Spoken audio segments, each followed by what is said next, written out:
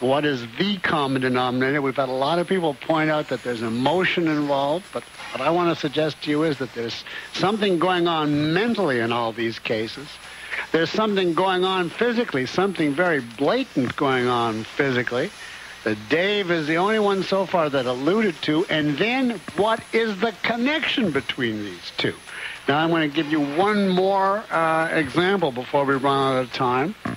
And if you've tuned in late, you still have a chance to enter.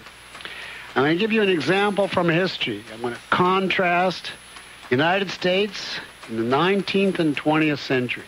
I'm going to give you 2 points of contrast. One physical, one mental. See if you see any connection.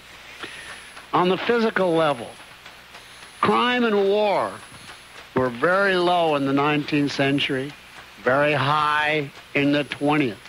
You know, crime rates dropped steeply throughout the 19th century, and there was no world war from 1815 to 1914. On the other hand, in the 20th century, crime is going through the sky, and you just see the procession of world wars and local wars and continuous tribal wars that have made this the exact opposite. That's on the physical level. 2 completely opposite centuries. On the mental level, ask yourself, what were the dominant ideas of the 19th century? They were still under the influence of the Founding Fathers, the age of the Enlightenment. And what are the dominant ideas of the 20th century? You hear them everywhere, all over the place. That is a clue, and I got so many callers now that I couldn't take them all before we're off the air. That's the last clue I can give you before we come up with a winner. All right, on line 11, Dan, welcome to the Leonard Peikoff Show. Hi, Mr. Peikoff. Now you got all the information in front of you there, Dan. Well, I've been thinking about it here while I've been listening, and I think what it comes down to is this, that the basic premise that would allow each of these situations to be arrived at is that there is no such thing as an objective truth that can be arrived at by an individual mind. That only collective minds only by a majority vote. Don't the legislator, doesn't the Plato-type legislator think he's arrived at the objective truth about morality?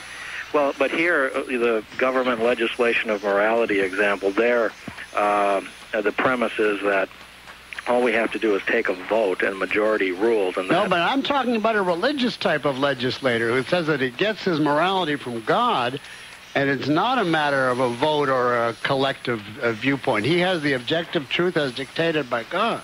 But here, in this example... I'm deliberately playing the advocate of the devil here. Yeah. But the example that you give, government legislation of morality there, that would be determined by a majority vote. So he could be outvoted. Well, Dan, I got to go fast here because we only have a few minutes and a lot of callers. Thank you very much. It's a nice try. And I bet if I pushed you, you'd come up with the answer, but I got to take you as you are. Thanks very much, Dan, for calling. On line 7, Jim, welcome to the Leonard Peikoff Show. Yes, how you doing, Leonard? Hi, Jim. Yes, what I have is they all seem to be an example of giving over one's consciousness, one's reason, and letting the whims of the mob guide one's actions without reference to whether it's beneficial to one's survival, then negating one's independent judgment and thus negating the individual. Well, you've certainly got one good part of it in there, but you say it's to the whims of the mob. Whims of the mob or to any other consciousness besides your own. You mean it's just sacrificing your independent judgment? Well, actually giving one's consciousness over, not relying on one's consciousness, but Plato, wouldn't these people in the government say that they're relying on their conscience, on their consciousness, on what they know is moral, regardless of the fact that the mass of people don't like it, and they say that they're courageous, they're standing up for their own judgment as revealed to them by God, even in the face of a corrupt mass. Well, see, but they're saying that's okay for them, but for the rest of the people, the other individuals. What are they doing to the rest of the people? They're trying to enforce their will on the rest of the people, what they say is right. So how do you tie that in? I mean, you're saying all the right words, Jim, but you haven't put it in a form See, when I do this contest, I have to grade it as though I'm ignorant. And you have to put the answer so eloquently that it's like I'm hit on the head with a club. I would say that it's an exercising power over the individual, collective over the individual. How does that relate to, for instance, crime and war in the 19th versus the 20th century? Well, in the 19th century, it was the age of the individual, where people could go out and achieve what they wanted to, where there was not giving up one's life for another. In the 20th century, it seems like everything's got to be group.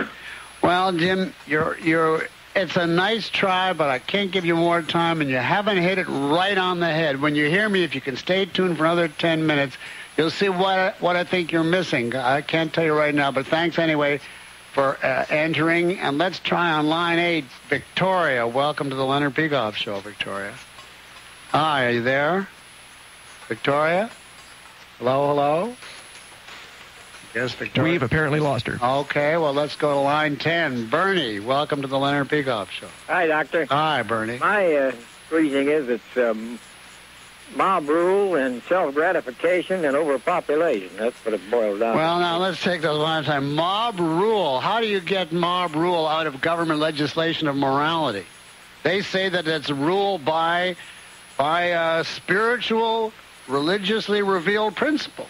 No, it's ruled by a majority who's ruling against the individual, in my book. Well, it is against the individual's choice, but they claim it's not in the name of the mob, it's in the name of God. Yeah, well, you know, I'm 73, Doctor, and when I was a kid, I had all kind of freedoms. Today, the kids have got no freedom. There's rules against everything, and people think they got freedom today. They don't know what freedom is. They had freedom from income tax, freedom from cops bothering you every turn in the road, and you can't go no place without checking with some bureaucrat as it stands today. Well, I appreciate that, Bernie, but it's not quite on the nose, so I have to give you a nice try, and thank you very much for calling. On line 12, Fred. Hi, Dr. Welcome to the Leonard Peikoff Show. We can get your answer in if you can tell us what do you think is in common now between. I'll make it short. Okay, and just let's review. Increasing violence at sporting events, gang warfare, government legislation of morality, and a total difference in the history between the United States in the 19th century and the United States in the 20th century. Now, that is a real massive area, and I'll give you this one. There's only one person so far that has really all but said it. Here's what I have. Okay, what do you got? It's the assumption of and use of power and authority by intimidation and force. All right, bring in the force part. Where do you see force? Well, the use of body and intimidating other people. Go through each one and show me where force comes in. That'll be a good idea. Okay. In the sporting events, it's force, either vocal force or physical force. No, vocal force is an equivocation. That's just yelling. But it's force when they come right down and start beating up the fans and ripping up the... Or even bumping chests with an umpire or whatever. Right, okay. That's actual physical force. Right. Okay, what about the youth gang? The youth gang thing is self-evident. The youth gang is obvious. The government legislation morality. Well, it's an exertion of authority. It's forcing behavior.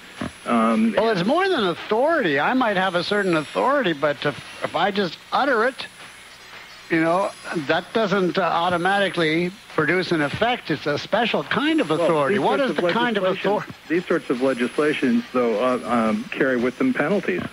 That's right, and those penalties are yours whether you agree with them or not. And therefore, the common denominator of all these is, on the physical side, is...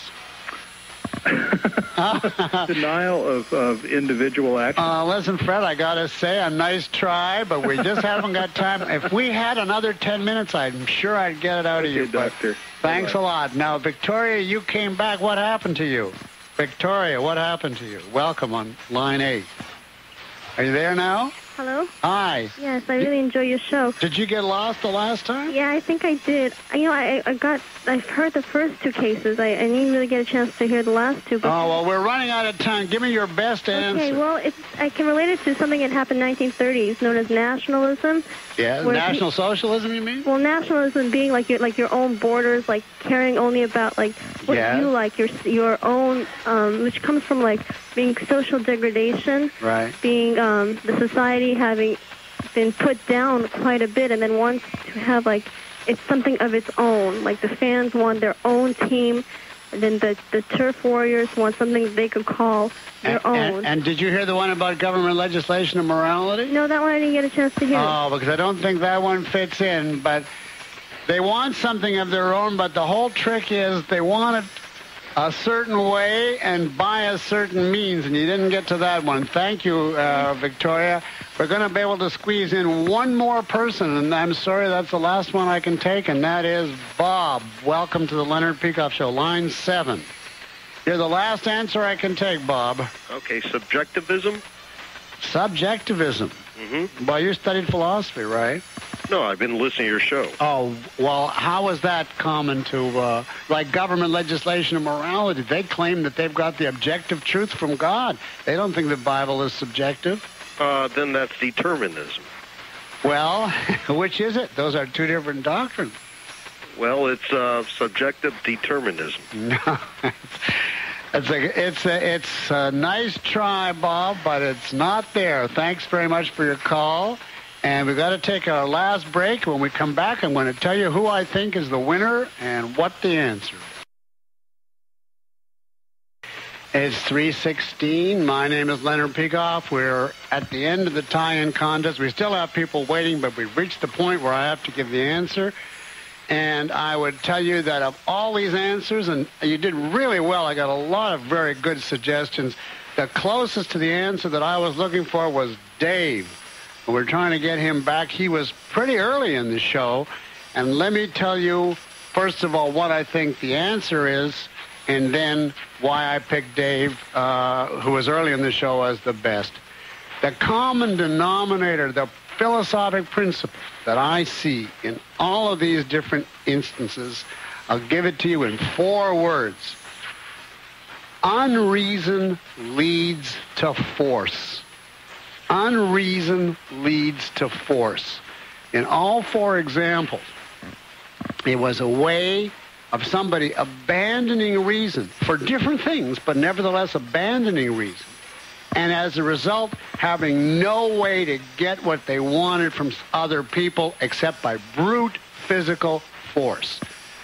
The only way that human beings can communicate is by means of reason, by argument, as rational beings. If you abandon reason and you still want something, then you are have no option but to use brute force. Run through the 4 examples. These people at these sporting events we're talking about become extremely emotionalist. They, quote, just know that their team was badly dealt with, that it was unfair, etc. They don't have any rational grounds. As Dave said, either you feel what they feel or you don't. No explanation is necessary. No explanation is possible. They're emotionalists, rabid emotionalists. They give in to their feelings, and then they feel there's the enemy, and there is no way to deal with the enemy except go out physically and beat him. There's no way to try to communicate with him because you're in the grip of unreason. Take the gang warfare. Now, it's not so much that they're overcome by passion there. They specifically say, we can't expect to go by reason. We go by our racial, genetic makeup, our ethnic conditioning. Therefore, again, there's no form of communication. There's no way that these gangs could have a high-level meeting and resolve their differences because they believe we don't speak the same language. We literally don't. We speak black or Italian or Hispanic. We speak our ethnicity. There is no such thing as reason. There's only our ethnicity.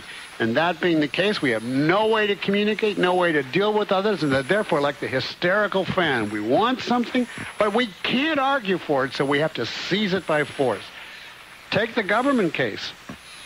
Completely different. This is not now somebody in the grip of passion or who believes in racial determinism, but they believe that morality is not a matter of common sense, not a matter of reason and science. It's a matter of mystic insight, intuition, and revelation. And therefore, there's no way to make it convincing to people who haven't had the revelation. If you